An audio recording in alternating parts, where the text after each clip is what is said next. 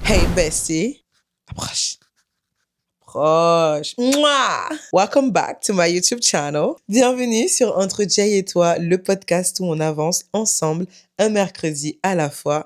Et aujourd'hui, on a une question assez particulière. J'ai hâte qu'on en parle. Si tu ne l'avais pas encore fait, je t'invite à t'abonner à cette chaîne. Active la cloche. T'as activé? Ok, c'est bon. Allez, on y va, c'est parti. Let's go, master. Cet épisode est soutenu par la marque Je n'ai toujours pas de sponsor.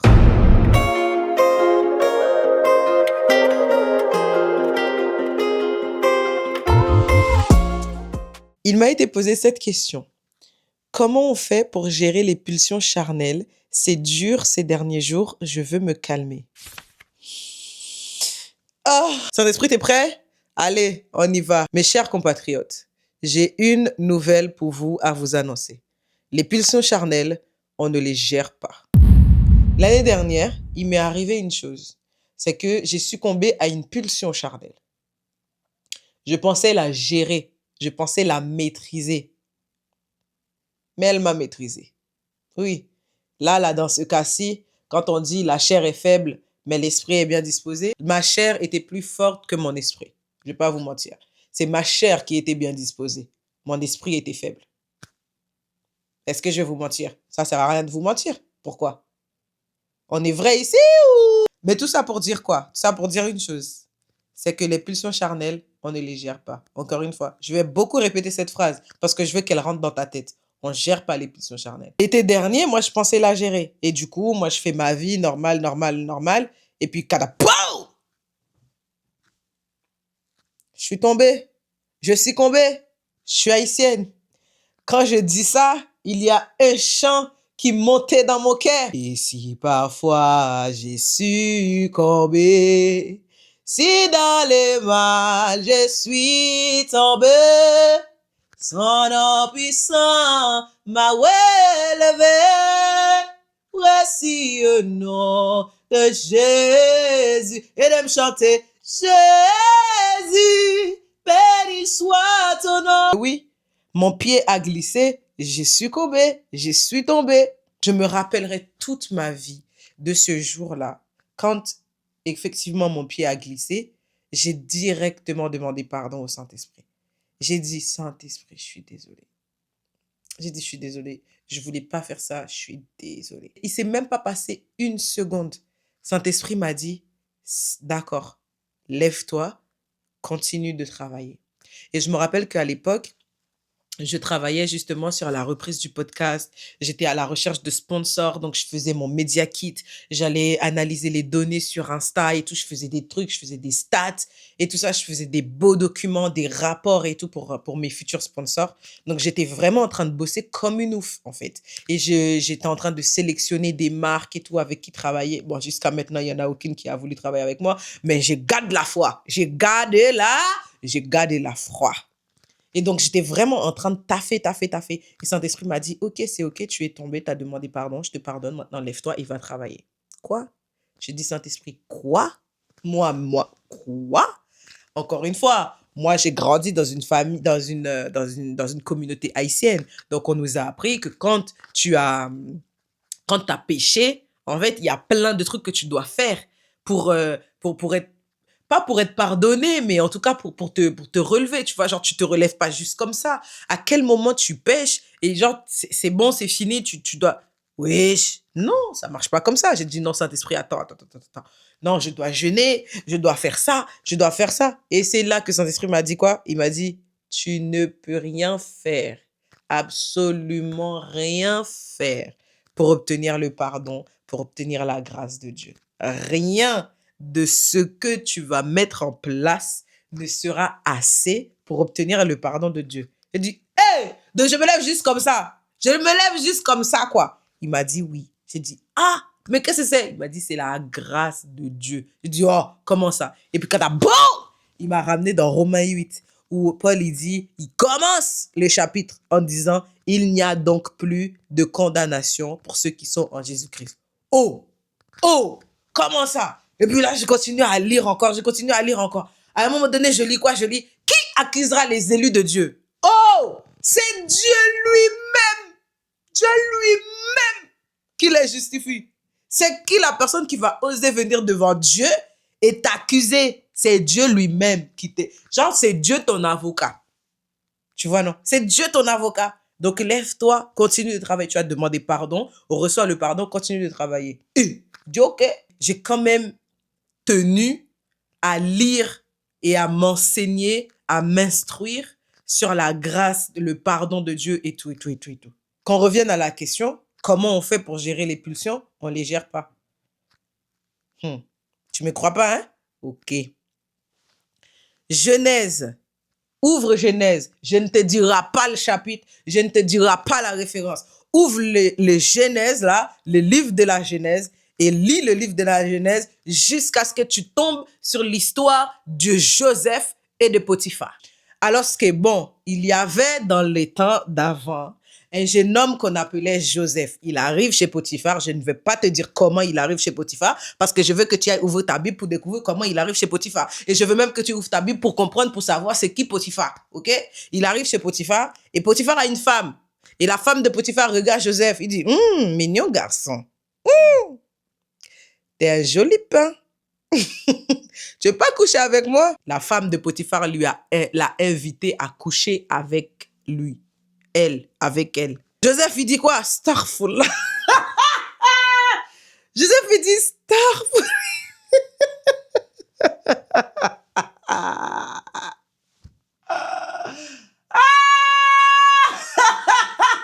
Joseph, il dit astaghfirullah. Comment je vais faire? Comment je pourrais faire un aussi grand mal à Dieu? Comment tu veux que je fasse ça? Non, c'est pas possible. Qu'est-ce que Joseph, il a fait? Joseph, il a tout simplement tout laissé, il a tout abandonné, ses chaussures, sa chemise, il a tout laissé. Il est parti, il a couru loin de cette femme-là. Voilà comment. Si tu veux une réponse à ta question, non? C'est comment tu peux gérer les pulsions. Il faut courir loin de ça. Il faut courir. Si tu sens les pulsions commencent à venir, si tu étais chez toi, sors, va courir dehors. Oui. Si tu sens les pulsions venir, tu étais avec quelqu'un et tout, tu laisses ton chapeau, tu laisses tes chaussures, tu laisses ton sac, tu cours, tu t'en vas. Il faut t'en aller. Paul, il dit, fuyez l'impudicité. Fuyez l'impudicité. Paul, il ne dit pas résister l'impudicité. Il ne dit pas gère l'impudicité. Non, fuis l'impudicité. Les pulsions charnelles, c'est l'impudicité. Et tu ne peux pas jouer. Tu ne peux pas... Voici Joseph de Joseph. Il savait qu'il fallait courir jusqu'à là-bas. Courir loin là. Et en plus de ça, la fin de l'histoire, moi je vais te spoiler parce que je te spoil. La fin de l'histoire, c'est que Joseph, il est allé en prison parce que la femme de Potiphar, elle a fait croire que c'est lui qui voulait coucher avec elle. Tu te rends compte? L'enfant, il a couru loin pour fuir les pulsions charnelles et on l'a puni. Vraiment, l'injustice des hommes. Mais moi, j'aimerais te dire une chose. La justice de Dieu, il y en a. Je ne sais pas c'était quoi le rapport, mais c'était bien de mettre ça là. Donc, j'ai mis ça là. C'est quoi? Il y a quoi? Comment on fait? 1, on ne fait pas. On fuit. 2, on fuit. 3, on fuit. 4, on fuit. Et si jamais, devant ça là, tu as voulu faire ton Samson, hein? Tu as voulu faire ton grand gaillard là, tu es resté et tu es tombé, relève-toi. La Bible dit 7 fois le juste tombe, 7 fois il se relève. Je ne te donne pas la rêve, va ouvrir ta Bible. Tu es tombé, relève-toi. Dieu, il ne te condamne pas. As a matter of fact, lorsque tu restes dans le péché, Satan, il a marqué un but. Ça, tu es tombé, tu restes en bas. Satan, il a marqué, c'est bon, il a dit, c'est bon, j'ai gagné le match. Ne permets pas que Dieu perde. Vraiment, je te parle avec tout mon cœur. Si tu es tombé, relève-toi. Devant l'impudicité et tout, tu as voulu faire le mec et t'es tombé, ton pied a glissé. Peu importe ton statut. Si tu me regardes et que tu es un pasteur et que tu es un créateur de contenu, les gens te regardent. Les gens font attention à tous tes moindres faits et gestes. Si tu es un artiste, si tu es enfant d'un pasteur, si tu es chef d'entreprise, j'en sais rien, quel que soit ton statut, tu es en train de me regarder. Tu as scrollé jusqu'à tu es tombé sur cette vidéo. Écoute-moi bien. si tu es tombé, si jamais ton pied a glissé, relève-toi. 7 fois le juste tombe, 7 fois il se relève. Ça veut dire quoi? Jamais de la vie, tu vas tomber assez pour que Dieu dise, c'est bon, je laisse tomber, je les laisse en bas. Jamais. Peu importe combien de fois tu es tombé, le plus important, c'est que tu te relèves. Et tu peux te relever. Dieu, il ne te condamne pas. Si Dieu, il te condamnait, Jésus ne serait jamais venu mourir à la croix pour toi. Comment tu gères les pulsions charnelles? Encore une fois, tu ne gères pas. Tu t'en vas. Mon gars, devant ça là, tu te lèves, tu t'en vas. Il y a une fois, j'étais dans ma douche.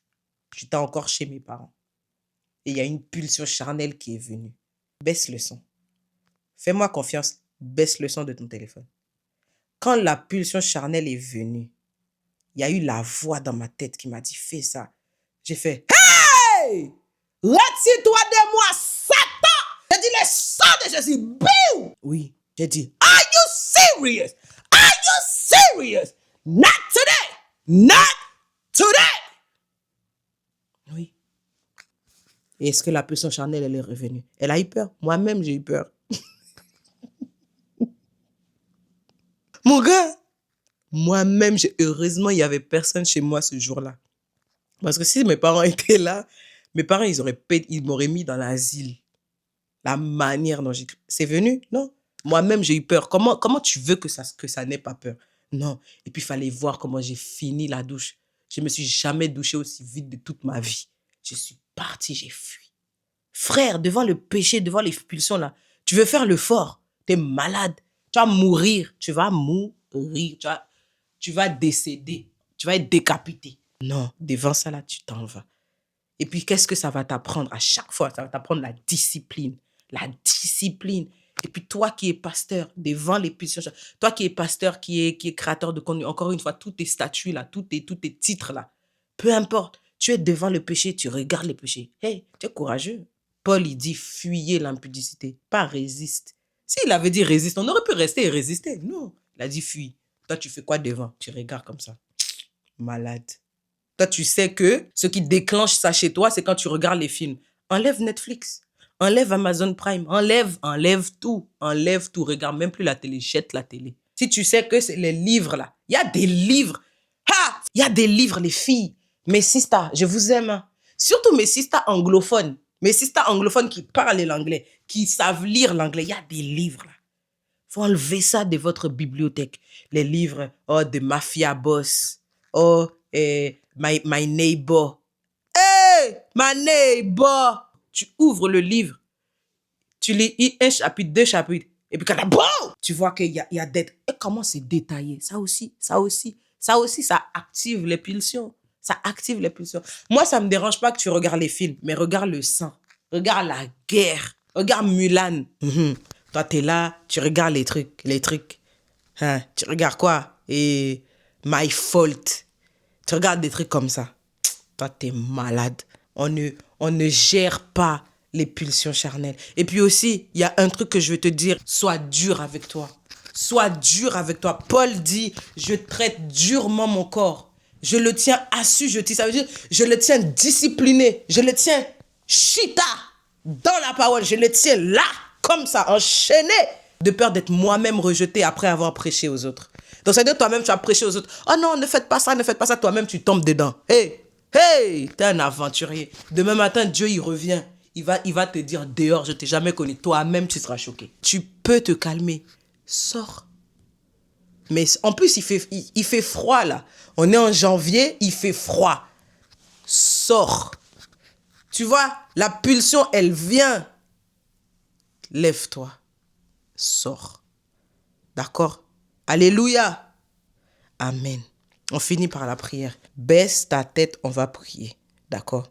Seigneur Jésus. Répète après moi. Seigneur. Je rigole pas, hein? Répète après moi. Seigneur Jésus. Je te demande pardon.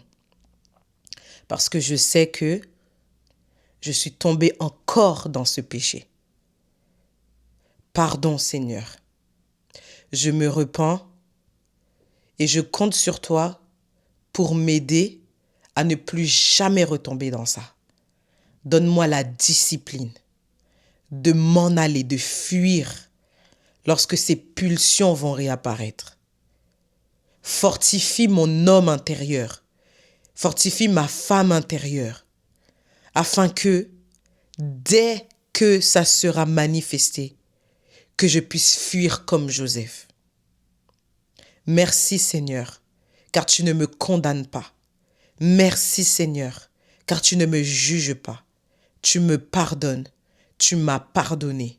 Je reçois ton pardon. Je vis avec ton pardon. J'avance avec ton pardon. Au nom de Jésus. Amen. Félicitations, tu as été pardonné par Dieu. Ouh! C'était dur d'être sérieuse là comme ça, oh là là. Merci d'avoir suivi cet épisode. S'il t'a plu, si tu as été béni, n'hésite pas à liker et à partager. Oui, parce qu'on vient de prier. Un like de ta part, ça veut dire Amen. Et Amen, qu'est-ce que ça signifie? Ça signifie ainsi soit-il. Si tu veux que cette prière soit ainsi soit-il dans ta vie, like. Comment moi je sais que tu as dit Amen? À ton like. Et tu sais partager, ça veut dire quoi? Alléluia. Donc à chaque fois que tu partages, tu dis Alléluia. Selon David, Alléluia, ça veut dire, c'est un cri de victoire. David dit, je m'écris Alléluia et je suis délivré de tous mes ennemis. Tu partages cette vidéo, tu seras... Non, je rigole, c'est faux. Si tu partages cette vidéo, tu seras délivré. C'est faux, c'est absolument faux. Mais si tu partages cette vidéo, moi, je saurai que tu as dit Alléluia. Voilà. N'hésite pas à me partager aussi tes questions, soit en commentaire ou en DM sur Instagram. Si tu ne l'avais pas encore fait, you can follow me as I follow Christ on Instagram. Je te mets le lien de mon profil en bio, en description, pardon. Et j'ai trop hâte de t'y retrouver là-bas. Ok? I don't know how to end this one. Je te remercie encore une fois d'avoir suivi cette vidéo et on se retrouve mercredi. Ok? Allez, à mercredi. Bisous!